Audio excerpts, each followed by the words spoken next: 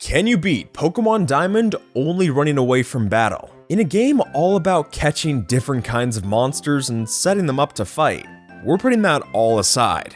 And instead, we're going to leave the wild Pokemon alone for this run. For this challenge, the rules are mostly straightforward. In every single battle where we have the option, we'll need to spam run until we can escape. And while not being able to catch new Pokemon or train up our current ones is tough enough as it goes, I also figured it best for this challenge to avoid two easy outs. For a big one, I think it's best to not use any glitches for this run, since messing around with the Void would defeat the purpose. And also, I didn't really use the Versus Seeker for the run, since if we're going this far, I want to see just how much we can get done without doing any grinding. But with all that technical stuff out of the way, we're ready to get into it.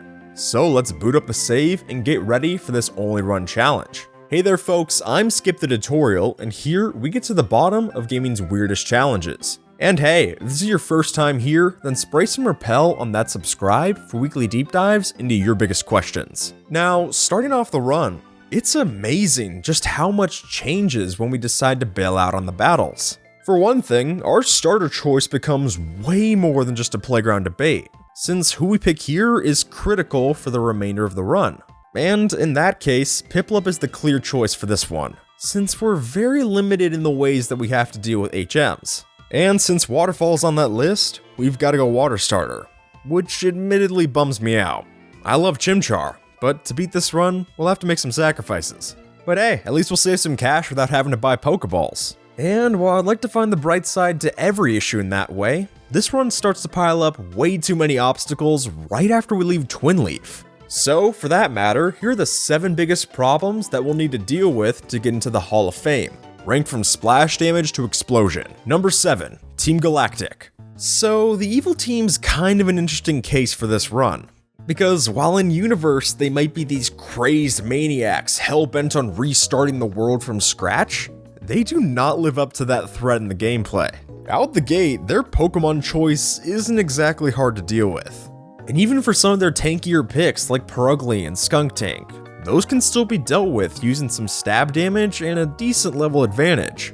And really, that's the big note for taking on the whole team. Whenever we've got a cluster to deal with, do not hesitate to take out as many of the goons as you can. Remember, we can't level up in the wild, so a Team Galactic crime scene is the closest that we're gonna get to grinding levels. But after all that prep and build up throughout the entire game, when we finally face off against Cyrus for the last time, he's such a pushover that there really isn't a chance to get knocked down. And frankly, my biggest struggle with the group just comes down to moves like Hypnosis and Confuse Ray being a pain, but that's true across the board. Although, even with that said, the Team Galactic plotline delivers one of my favorite parts of the run, and that's the legendary face-off.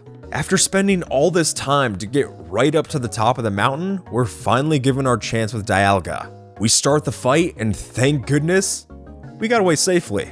Skip, you are magnificent! Truly the best case of battling I've witnessed in my entire 60 years. I'll see you later. Number 6, leveling up. Alright, so I know that we just talked about easily scoring levels off of Galactic Grunts, so why is this more challenging? Well, honestly, that's because the difficulty here is mostly front-weighted. Sure, later on there are plenty of trainers to fight to score levels, but some of our first few battles will have us significantly underprepared.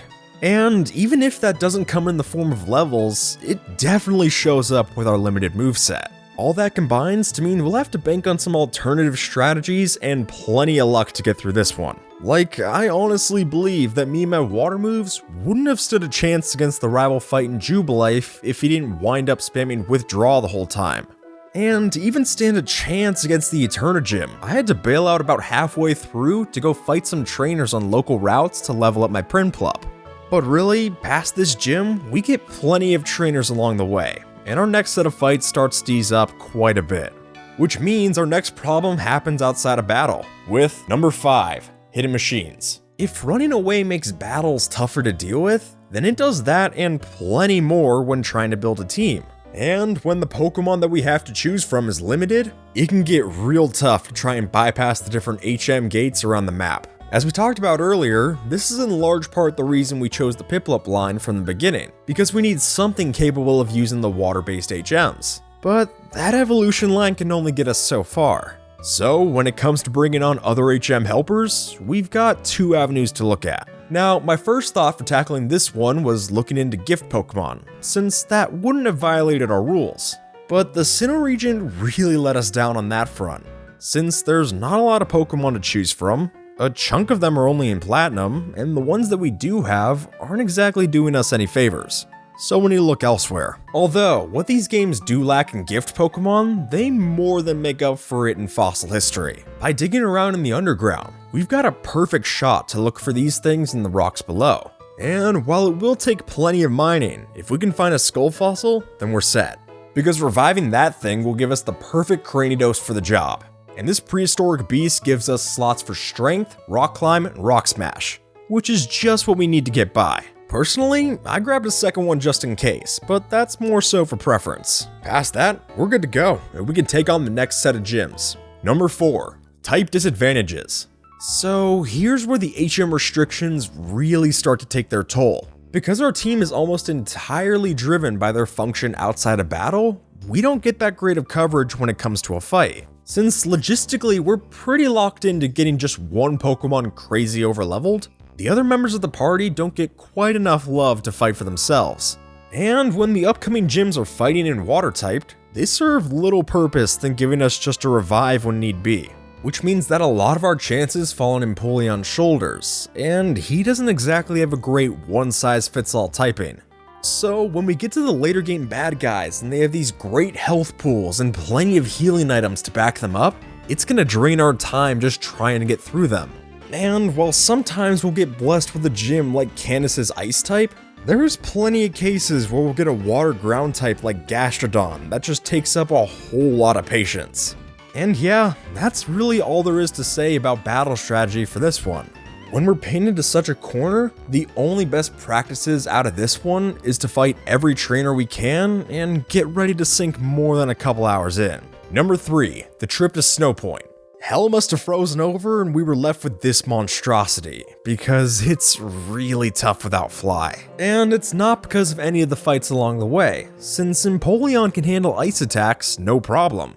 What makes this part a slog is just how much we need to deal with heavy snow and the blizzards. And sure, even Route 216 isn't all that bad on this front, but 217 stacks on so many different time sinks. And I'll say, the worst part of this might just be that for every time our trainer goes neck deep in snow, or the hail obscures our vision, that's something we'll have to do all over again. Because in my research, we don't have a Pokemon to bail us out with Fly. This section winds up being the definition of, it's not difficult, it's just tedious. And even though it didn't pose much of a challenge, it's definitely the part that I'm most excited to be over. Number 2, the Elite Four. So, after collecting our badges and abandoning the Legendary, we're finally ready to take on the Elite Four. And here's where the fights actually become some bit of an issue.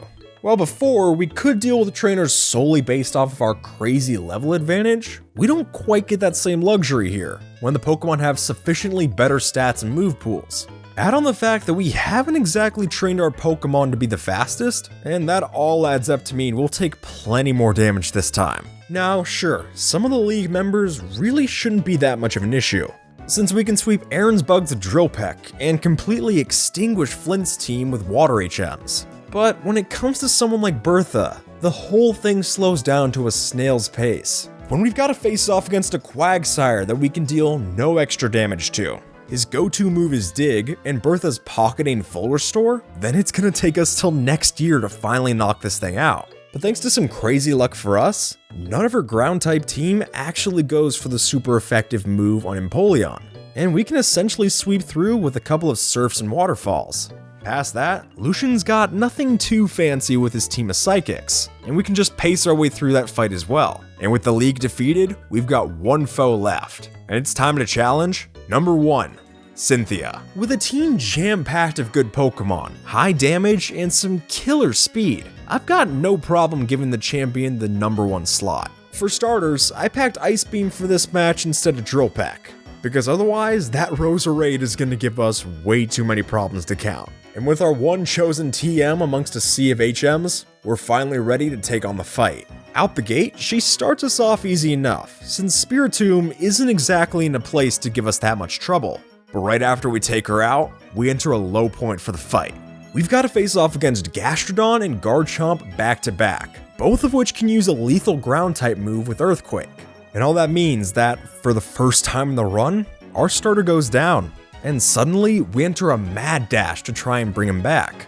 We sacrifice HM Carrier to revive the Fallen, and after a few turns of missing, Garchomp takes him out with a Giga Impact.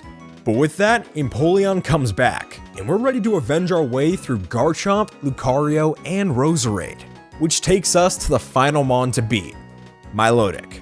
And this whole match feels like a war of attrition, because with neither of us stashing a super effective move, all that we can do is wear out the other's attack and item supply and end the match that way. So this final fight took longer than I was expecting, but our level advantage wins out in the end. And it's safe to say that Pokemon Diamond is possible to beat by running away from every wild encounter. And with that folks, rock climbed this one in the top right to see us take down Undertale without moving, or get away safely to this one in the bottom right for another video. If you want to support the channel and get new uploads every week, then use HM Strength on that subscribe. But until then, take care, and you have a good one, alright?